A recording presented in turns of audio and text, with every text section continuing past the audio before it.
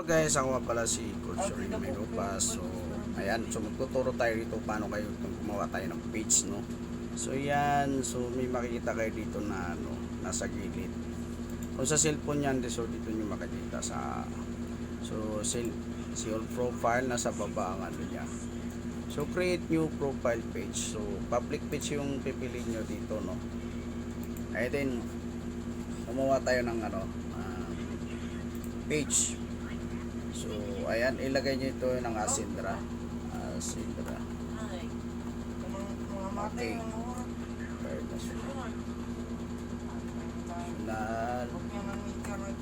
National Diary. Lagyan nyo na pangalan para kung alam mo sila. Ang category naman niya po is health. No? Health and beauty. Dito naman is lagay natin yung ano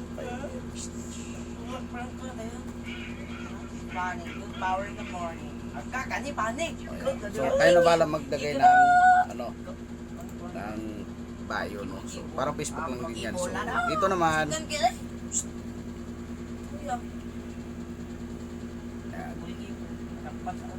So dahil dapat yung website, may website na siya. Ano yan.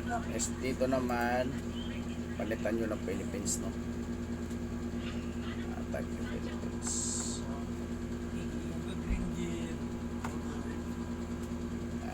Type Philippines, tapos number nyo si 905.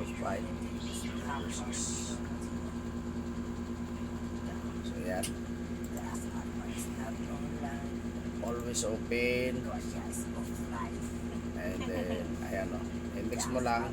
So pagdating naman dito, yan, add profile, yung so mismo ano yan, halimbawa okay. So dito naman isa cover niya.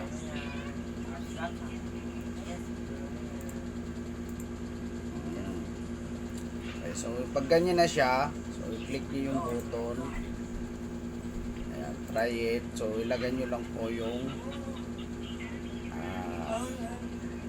send message para direct na sa messenger mo. So, okay, next natin. Okay. So after nyan, so okay na, no? Skip natin. So i-click nyo po ng invite friends. Pagka invite friends, ayan, select all nyo lang po, no? Para lahat po ay magano. So pagka select all, invites na lahat yan. So ayan na, no? So pwede na kayo magano dito. Ayan, dito na siya, meron na siya. Pwede na kayo mag-post. So magsisimula na kayo mag-post. So copy paste lang po natin, no, yung mga ano natin. So once na nagano na, kung meron na kayong pang-post, so pumunta na kayo dito sa yan, dito sa business Facebook, no. So i-type nyo lang po, nandito na lalabas. So unang gagawin natin, magbayad muna tayo para makapagsimula tayo ng tools, ads, no. So punta kayo sa ad reporting, no. So ito na yung lalabas yan. So create na tayo, no. So pagka-create, yun na po, no. Dire-diretso na po yan. So, ayan, no. So i-create lang natin yan kasi dahil may laman na yung ano natin. Yan, click mo lang yung create, and then naman yung manlaw.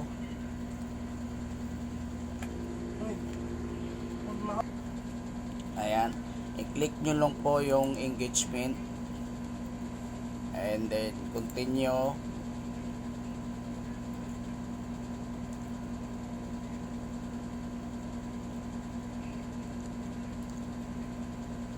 Then manual engagement campaign. Yan, continue.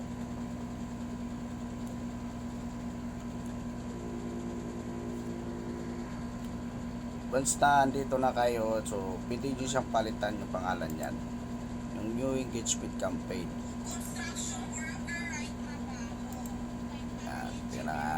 pindot. Okay.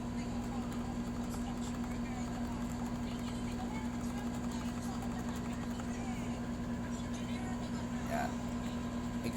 Kayo na po maglagay kung ano ilalagay nyo dyan. Asindra. Ayan. So, then pagdating sa baba, baguhin nyo to, no? Gawin nyo siya ng campaign budget. So, pwede kayo mag-start ng 100 pesos. 100 pesos. Para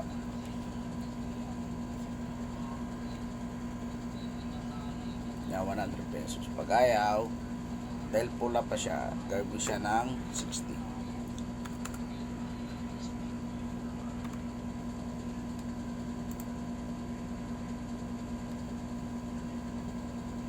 Ayan. So, pwede mo siyang ibaba kung ano, 30. Hanggat walang pula na lumalabas. Ayan. Kasi minsan ganun. Ayan. So, walang error na lumabas dyan. So, scroll mo lang. Tapos, may makikita ka next. Pagka next nyan,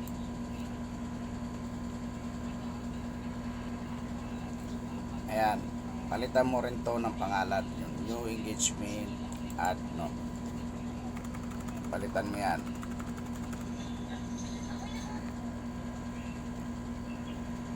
Kung ano ang nakasulat to sa una, Asindra Gapon.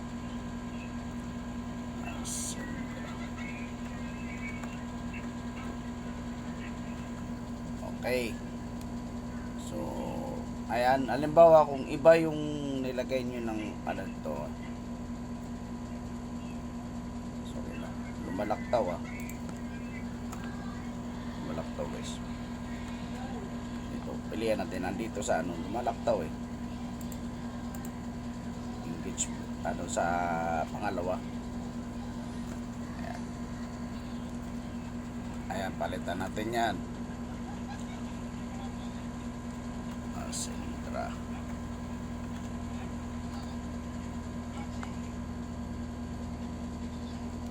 Yan. Halimbawa, yung page nyo hindi nag-appear yan dito, pwede nyo siyang i-edit to Halimbawa, yung ano niya, yung page nyo, hanapin nyo doon. Yung nakapasok doon sa yung ginawa nyo. So, yun yung siselect nyo. Okay. So, dito, hanapin mo yung ano, switch to original audience option. Yan ang hanapin mo. I-click mo yan para ibabalik sa original para makapag-target ka. No? So, ngayon, i-scroll mo pataas. Nasaan na?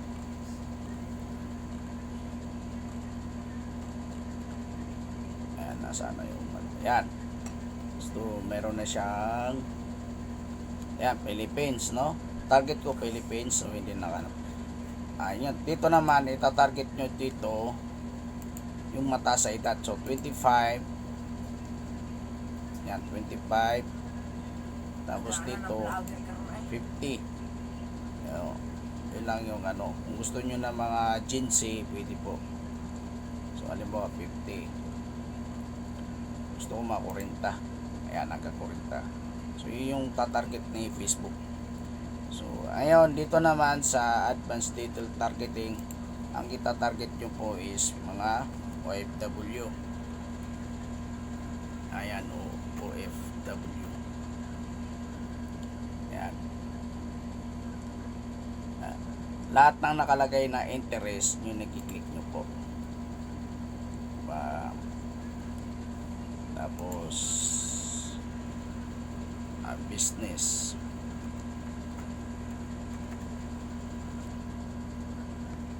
Yan, ilagay nyo business.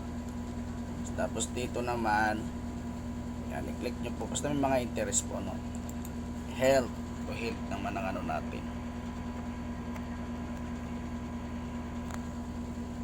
Yan, basta interest, yan, interest. Health and wellness. Yan. Tapos investment. Yan, mga investment. investment. Gusto mag-invest lang. Ayan. Yung may nakalagay na interest sa gilid. Click nyo po. Tapos, interest na yan is employee. Yan, lahat ng employee na tatamaan yan. Employee.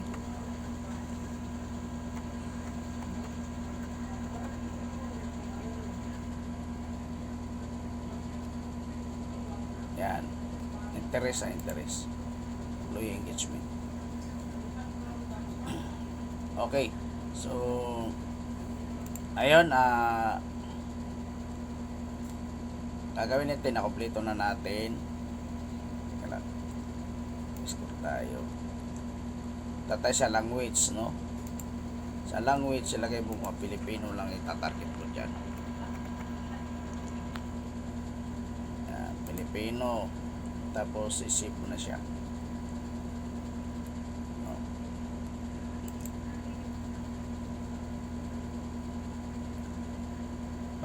Pag nasip mo na siya, yan. Okay. So, once na nasip mo na siya,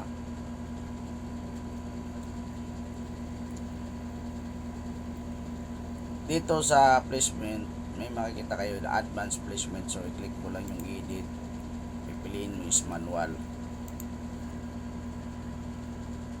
No?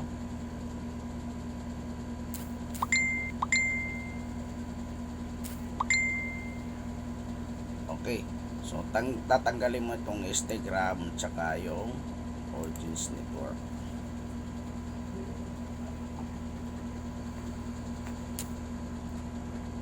Okay. So, after ng niyan, next mo siya. Next na. Pag may nakalagay na budget to small, magbabawas ka, balik ka dito sa kaya taasan mo to budget mo. Pag nag-i-error yung itong pangalawa, taasan mo lang yung budget.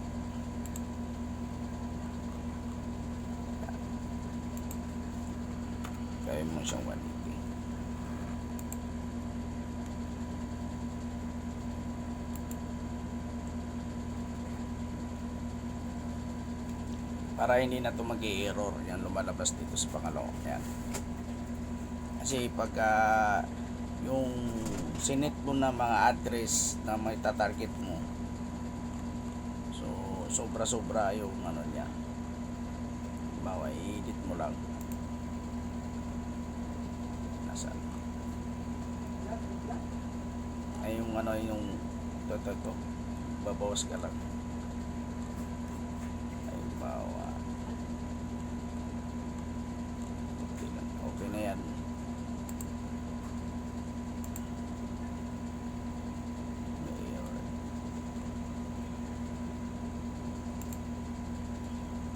Edit.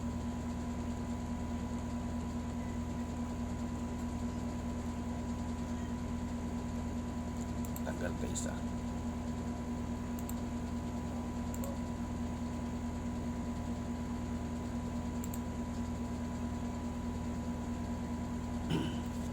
Wala kasi mawala yung error na yan. So, ayan, no? Okay, next tayo.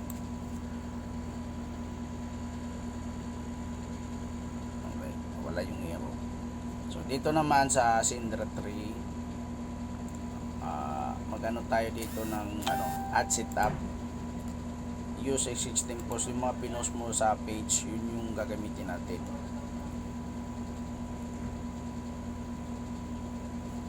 Yan. And then so ang ginamit ko kasi ito chatbot. So pero pwede kayo maggawa dito sa create nyo. So ayan guys, so click natin yung yan.